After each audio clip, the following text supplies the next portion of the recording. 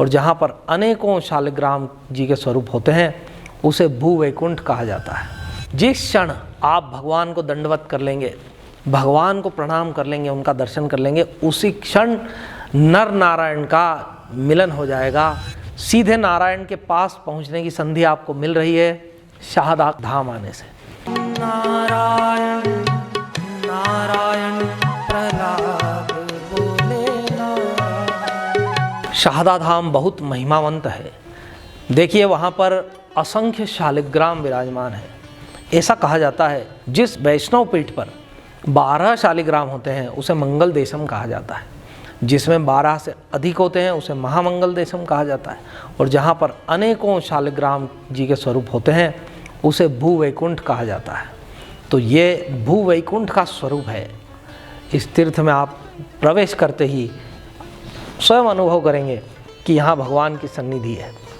दूसरी बात, जिस क्षण आप भगवान को दंडवत कर लेंगे, भगवान को प्रणाम कर लेंगे, उनका दर्शन कर लेंगे, उसी क्षण नर नारायण का मिलन हो जाएगा और आपके साथ भगवान की शक्ति जुड़ जाएगी जो सदैव आपके साथ रहेगी। आप जितना भगवान का स्मरण करते रहेंगे वो शक्ति बढ़ती चली जाएगी। ध्यान दीजिए, सीधे नारायण के पास पहुंचने की संधि आपको मिल रही है शाहदा धाम आने से। वैसे संसार में जब मनुष्य दुखी होते हैं तो देवी देवताओं के पास जाते हैं, देवी देवता भी जब उसका समाधान नहीं कर पाते तो सब मिलकर महादेव के पास जाते हैं, और महादेव और देवी देवता और मनुष्य ये सब जब समाधान नहीं पाते हैं तो ब्रह्मा जी के पास जाते हैं, और जब ब्रह्मा जी आदि सबको समाधान नहीं मिलता तो वे श्री नारायण भगवान के पास जाते हैं।